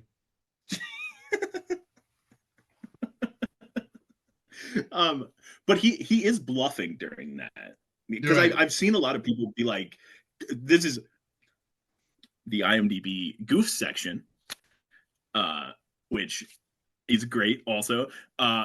Lists the whole last rites thing is like, well, yeah, anyone can be given last rites and you can be forgiven, thus this whole plot doesn't make sense because John Constantine could just be forgiven and go to heaven and it'd be fine. And I'm like, that's not, like, he even says in that moment, like, he's like, you have to ask for forgiveness, asshole. Like, I can't just do this. Like, I can't just send you to heaven, you fucking prick. Like, and then walks away, and it's like, all right, that's good. Well, and like the whole bit of it is he tricks a demon, which you'd think would be harder, but it's not in this movie, which we're fine with. Yeah. Go ahead. Oh no, I'm just agreeing. It should be harder, but motherfucker's John Constantine. He can do whatever. I Well, did want to mention before, like when he's still back with Midnight, and like right as they're leaving, he and Shia LaBeouf are about to head out, and Midnight prays over Shia LaBeouf, and then he turns to pray over Keanu Reeves, and he Mhm. kind of dismisses him and just leaves. And I thought that Yeah. was a nice way to show that he still doesn't have faith. Yeah. Yeah. But I will say what we got earlier, which was sounded like a like back of the box thing. But Keanu walks, Papa Midnight finishes the prayer anyway because everyone's with him, right? Yeah. It's what we brought up earlier. Like people want him to restore the balance, so to speak. They know things are out of balance, even if they're pretending otherwise, and so Papa Midnight finishes the prayer. Yeah. That's the part I like. Like the movie that break down along these lines are when the Catholic not you stop believing the Catholic nonsense for a second. If you want to pretend when you watch this movie that Satan is real, evil is real, then these movies work. The second you stop caring, you stop caring. And so the fact that Papa Midnight finishes the prayer, I mean, we even get in Spiritus Sanctus, it's the end of the blessing. That's nice. The rest of Latin doesn't matter. The fact that you get that right says, oh, it's Catholic nonsense. We're fine with that. But you have to believe it matters here. Because because from here to the end, that's all it is. Yeah. Well, there has to be something recognizable, some recognizable Latin. Otherwise, people would be like, what the fuck do you say? And like, as long as you end with that, people will be like, yeah, okay, that checks out. He's doing a good job. Good Latin, sir. You Latined good. Especially since the next thing we get, like you mentioned earlier, is like Papa Midnight's like, here, drink this because you're going to hell tonight, baby. And he shocks him with an electrical shot in Sing Sing's electric chair, which someone said control save. We've nailed this. Because then we just see the whole movie to this point, which is the spear of destiny found by a dude in a tracksuit coming to LA. Yeah. Dude, it's pretty great, man. He asked him, I just like the line, like, how about a little flavor?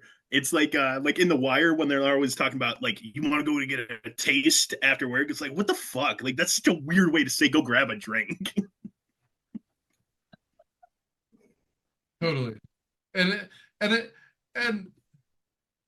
mean, speaking of getting a taste, at this point, the movie just has everyone converging on the same hotel again, including Angela essentially reenacting her sister's suicide, falling into the same pool.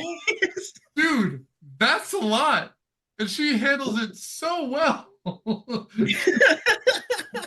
Considering that nonsense started the movie.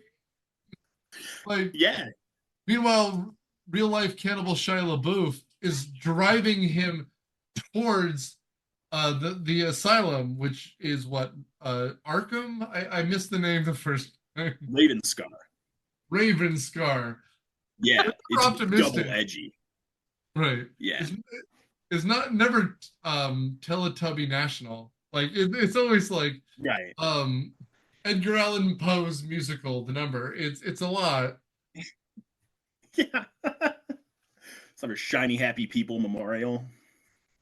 And just for a second, someone, Matt, Daniel, Keiko, describe Shia LaBeouf's character, because we've been talking around him, but we haven't really talked about him.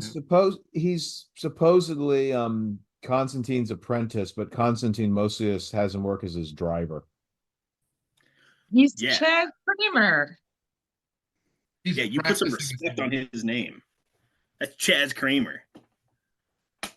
Asshole. That's what he says. Right? He's yeah. Well, I just mention it because he's actually a character, because he has an arc. And early on, you mentioned as the demon like claws through the screen, he gets the mirror crushing his car. But by the end here, he really wants to be the littlest monster hunter, and it's going to end poorly for him. But at one point, he even completes the exorcism, right? Because Constantine is choked up because it's Angela who's possessed. Like, he does a good job. We have character development, and again, like you said, actual cannibal Shia LaBeouf, when he's this mode, he is like the perfect precocious kid. It's him and like Danny Tamborelli. Like, it's little Pete and him who nail this role. It's just a shame. Yeah, he's this whiny little kid who's like, I want to see the action, but like he can't. So he's just reading the books, and we get that, like, we get the scene. He's like making the bullets, and he's like, well, if you put a cross or whatever, in the water, that's been historically proven to bless all these stuff. This basic stuff. You guys know this is exorcist people. Myself, and and it's he's just doing this whole thing, and they're like, yeah, all right, you can come along this time. He shoves this cross into this vat of water, which this movie would have you believe is for the sprinkler system. Folks, that is not how those fire sprinklers work, okay? That's collected wastewater. When that water releases, it's black. It's gross. It's disgusting. You don't want that water. Well, they're all demons. It turns out it's holy water, so they'll get melted anyway. Yeah, because he shoves that cross in it, and it becomes holy water, in which we get one instance of True Detective's own Michelle Monaghan mockingly being like, maybe it's mocking, but she doesn't get like burned by it. But she's like, holy water, question mark. And she is supposed to be in this, I guess, in the original cut. She played a character she's a half-breed demon named Ellie. There was a romance like subplot with Constantine in this. They cut it out, left that one bit in there where she is just in the mob of half-breed demons in the hospital that he roasts with the holy shotgun and holy fire sprinkler water. You didn't pitch this, but I'm going to take your pitch and just say I'd watch a director's cut steelbook edition of this. Like, I enjoyed this movie a lot, and that sounds even better and more stupid. And like, I mean, if they're gonna add fucking into this movie, like that's pretty much all this movie is missing, right? Is like just two characters. But it's interesting to hear, but I like it without it. So yeah, I think this movie works perfectly fine as is. I'm just saying, if there's any space that it's like you could bump this up and the movie gets better, it's fucking right. Like it's doing well in all these categories, and then it's just like, we just don't need this one. We're shooting for this prize. But if we added this category, we could go for like best in show, and it just decides not to, and it's fine. It works. It's great as what it is. But if a couple of these happy demons got it on, I'd be like, all right, I could do their thing. I will say, rather than just regular, normal, regular actual penetration, I would take a little bit of blood. Like, if you're gonna get that R rating, I'll take it in the blood department. And again, even if it's blood and fucking, that's your notes, Constantine. Blood and fucking, straight from Myopia Movies to your ears. Blood and fucking. This week on the strange tabs on Pornhub, we have. Is there a shark man involved? No, but there could be. There could be. Only the bustiest. In one of the DC animated movies, apparently there's something going on between King Shark and Constantine at one point. I love King Shark. All right, let's wrap this 6-hour episode up. Around here, Yes. Angela is possessed, and like literally the last 20 minutes is her possession versus her death versus um, Gabriel coming back to, Mhm. because like we mentioned earlier, if we didn't get to the actual plot line here, the reason that Shia LaBeouf or Chaz is blessing the water tank is because the entire lobby is filled with demons. So we Yeah. have a scene out of a Matrix movie with slow-mo and quick up and slow-mo as he kills all the demons. Yeah. And then around here during the exorcism is when Gabriel shows back up to, convert him. And this is when we find out the real plot, which is like, again, a lot of angelic Catholic horror stuff. Angels are upset because man has become God's favorite, which again is Mhm. dogma from a half a decade before. This is a lot. This is the prophecy. And therefore, Yes. because man has become God's favorite, the archangels are trying to lower man to hell, and therefore angels will be God's favorite again. And so that's the end of Well, this.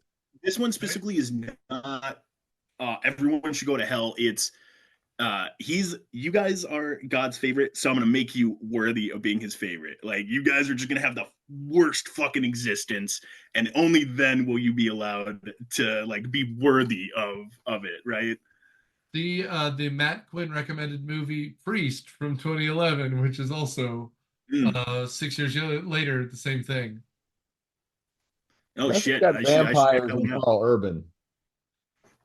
It's got vampires and Carl Urban. I'm sold. Oh yeah, Carl Urban chewing the scenery like he's a Fogo de Chao. That's right. And Vision is the main character. Paul Bettany stars the show, so it's worth Hell watching. yes. It's very strange. Um, Strangely awesome. oh no, I love it. I'm not gonna say a negative thing about it other than it's garbage, but worth your time. Anyway, so if I'll see if I can figure out the third act here in a nutshell. But Lucifer's son is Mammon. Mammon, which is the Latin word for wealth and greed, is Yes. about to be birthed into Earth. He used Isabel as a trap because Angela is the actual target. And so John Constantine, who has now been defeated by Gabriel, who's stopping him from Mammon coming into the uterus slash abdomen of Angela, decides there's only one way to do this, which is to activate the good source. So he prays, and his prayers go unanswered. So he takes a shard of glass and cuts his wrists, thus Yeah. that he summons Lucifer, because we have been told that Lucifer would only leave hell to claim one soul, and is John Constantine, which is again a hail of a tattoo. If I could get a tattoo that says the only one Lucifer would leave hell for, dude, you want to talk about a power move when I'm defending my dissertation, or when I What are you doing it shirtless? oh, it seems a little hot in here, Professor. It's on his neck. It's on his neck. Oh hell yeah! And then you can have no regrets right next to it. It's spelled wrong, and it's just on my knuckles, Yeah. and it's no regrets. And then I'm there all the way through my DUI hearing. But So I just want to mention, I also liked the way that that scene was shot when he's sitting there with his wrists bleeding out and the two doors behind him that Yeah. are all shattered. I don't know if anybody else thought this, but I thought it kind of looked like wings, like it sort of looked like angel wings above yeah. him. totally, So I thought that was really cool. because not Yeah. all the glass is shattered. It's like got a wire mesh, Yeah. and it's taped off. Like it looks like wings behind him. And again, he has his legs spread. It's shot like a non 300 frame. Like it's done very well. But this is where we get Lou showing up. Lucifer shows up in the form of Peter Stormare, character acting the shit out of this movie. I loved it. The Killing second he showed up with his pale Nordic skin and his red eyes. Oh, dude, this movie is just choice. And then fucking Keanu tattles and he says, "Hey, might want to go check on your son. He's in the next yeah. room." And they're about to bring him into the world. And he's like, let me go check. And then he goes and sees, and he gets really mad. And then Because what? there's that great bit where he's like, Gabriel's in the next room. He's with your son. They have the spear of destiny. And then this Peter Stormare just does this little voice. He's like, they have the spear of Yeah. destiny. And it's like, oh my god, dude, amazing. Like, it's fantastic. And yeah, it goes to check up on him, finds him there, grabs the son out of Rachel, basically. Well, and what's even better is Satan lights his cigarette. He's like, oh, sometimes people cut too deep and cut the tendons. Let me help you with your Zippo. Dude. And then he pranks him a little bit Yes. and moves it around, doesn't quite help him. I do love that Satan harasses him a bit. Well, and you could tell, like, there's like a working relationship there, because like he's razzing him and then he's like, all right, cut the shit, let me just light this thing. Like it's amazing. So it's just what a great character and performance for like character in this. I thought so too. Yeah, he's very likable. Well, and again, we have to remember, which is strange, right? Well, and it's all based on his characterization, because like the script is very simple, and the CGI at this point, they've run out of budget, because what's happening in the other room is Gabriel is stabbing her with the spear of destiny, is Angela, and so we pause mid-stab, and the CGI glass is still flying around, and so like Lucifer's just like boop boop boop, like. And so if it's not Peter Stormare and Keanu acting the hell out of the scene, this is what breaks the movie, right? This is so dumb and looks terrible otherwise, but they're both committing to the nonsense. And if you're doing this movie, you have to commit to the nonsense. Like, I know they both have bad movies in their background, but without actual acting, it doesn't work.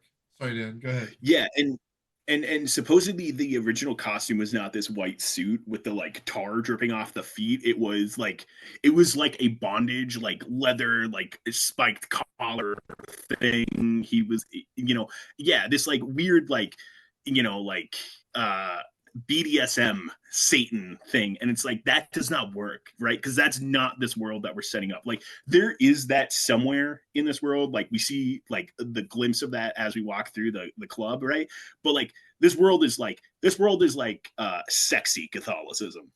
Right. You know what I mean? Like,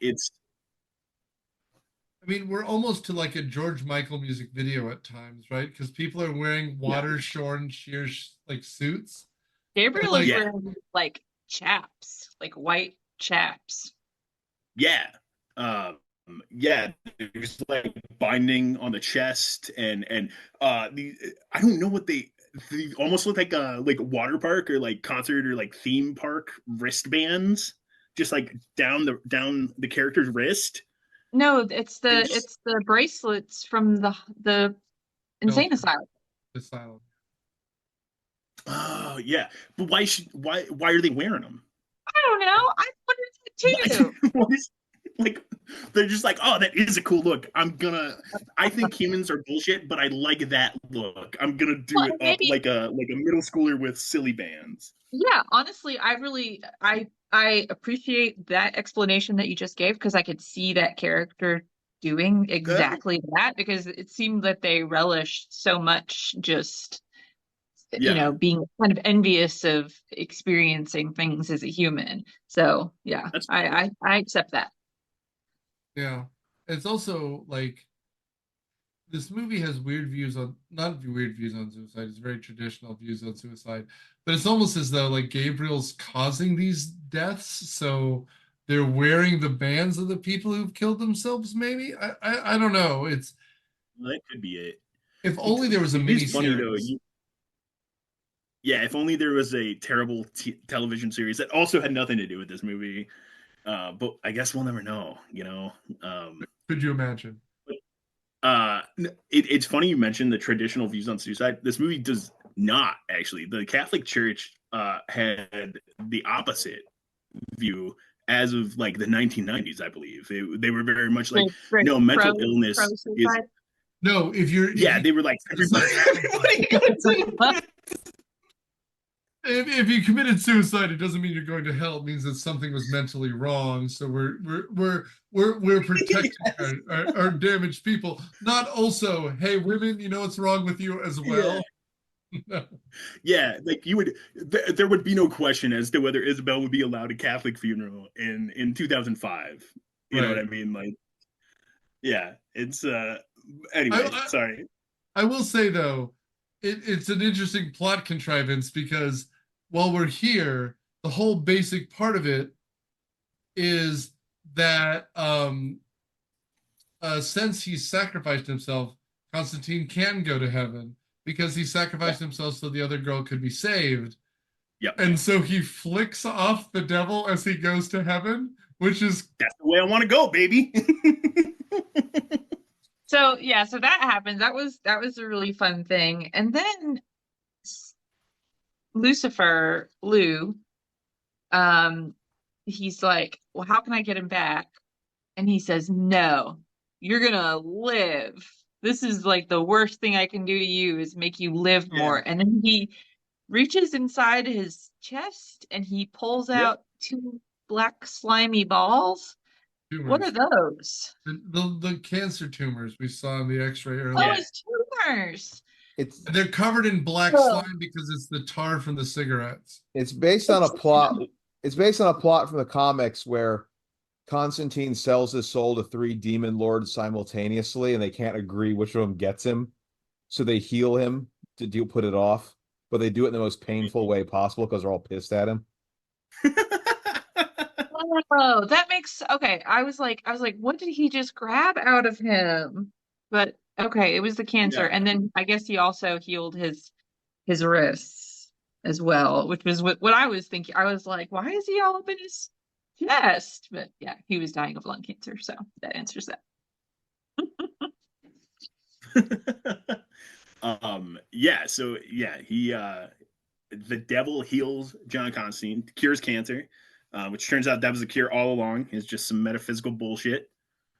And then John Constantine lives, goes to talk to Angela or see her, I guess, and we have this little reunion at the end, and Gabriel is there, comes up out of the water with his shotgun, is like, hey, once you love revenge right now, why don't you just shoot me? Hands him the gun. Yeah, he clocks him in the face, just gives a real good one. I love the delayed reaction, the like processing of like what just happened, and then the pain. It's like that punch looks like it hurts a lot. They spit out some blood. It's a whole thing, man. It's a great ending. I love that they get punched in the face because, like I said, more metaphysical stuff should include just a solid punch to the face. Yeah, we never saw it happen when you shoot it. Like, I like magical nonsense meeting up like just a gun. Yeah, every movie has the like, oh, that's not gonna help line. This movie included has she pulls out a gun earlier to deal with some demons. He's like, that's not gonna help here. It's like, nah. Sometimes what you need is just like a good like, nah, you suck. Yeah. Anyway, after he cures the cancer, the movie kind of ends. The last thing we see is Keanu telling Angela to bury the sword of destiny or the spear of destiny somewhere where even he can't. They don't kiss, and then he takes out some Nicorette, and then smash cut to credits, right? Yeah. And did you guys stick around for the post credits? I did. Go ahead. I didn't. So tell me what happened. Oh man, we get the return of Chad Kramer. Right. He's kind of and he's up there floating. He's got some wings now. He's a little.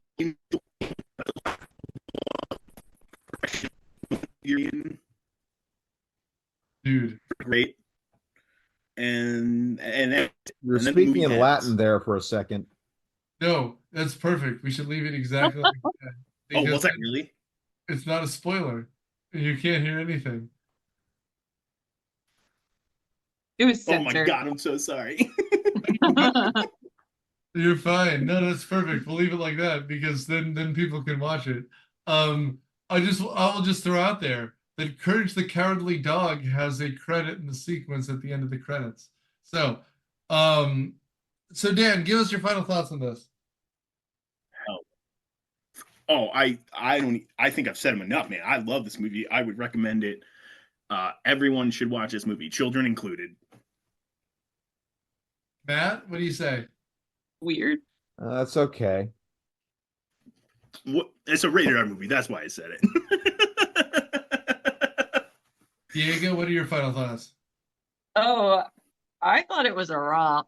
I really enjoyed it. Like, I don't know how I managed to not watch this movie like when it came out because like I just enjoyed it that much that I was like, I can't believe I haven't seen this because it's fun. It's a lot of fun. And I'm not usually into like super actiony movies, but I think this had a you know a little enough action for me, more sort of plot driven stuff. Yeah, it was super fun. I told Dan on the chat originally, I've seen this movie like 100 times. I literally have seen this all the way through like 8 to 10 times. Last time I saw this was like 4 months ago, so I'll recommend it. It's stupid, it's fun. I like this movie a lot, and it does the thing that I thought Matt would like more, which is it's an interesting world to live in, and that forgives a lot of sins for me. Like it's just interesting.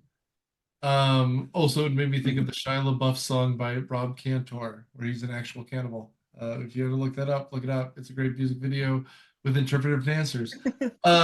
So I will just say, watch it. If you haven't seen it right now, as I watched it, I own it, but it was on HBO Max, so I watched it there in 4K, and it was nice. Do it there. Next week, we're doing another almost superhero movie as we do Unbreakable. The M. Night Shyamalan movie, which got a sequel many years later, both of which are good. But this is the original, and it's probably his best original run of movies. But in the meantime, I want to thank everyone for tuning in. I want to thank everyone for listening. I want to thank all the reviews we've got that kept us on the charts in a lot of places that I've never been to and might never make, which is wonderful, including Central Africa. As we're recording, we're #1 in Ghana. So I don't know who's listening. I hope it's people and not robots. But if you are robots, thank you for listening as well. Night, everyone. Bye. Myopia Movies is a podcast production of Dude Letter Podcasting and is produced by Nick Hoffman. It is edited by Nerd Trinette and Daniel Sudis and is hosted by Nick Hoffman with production assistance by Matthew Quinn, Daniel Sudis, and Nerd Trinette. The theme song is Surf Shimmy by Kevin MacLeod from incomptech.com. Licensed under the Creative Commons by Attribution 4 license, Creative Commons/licenses by /4.0. Thanks.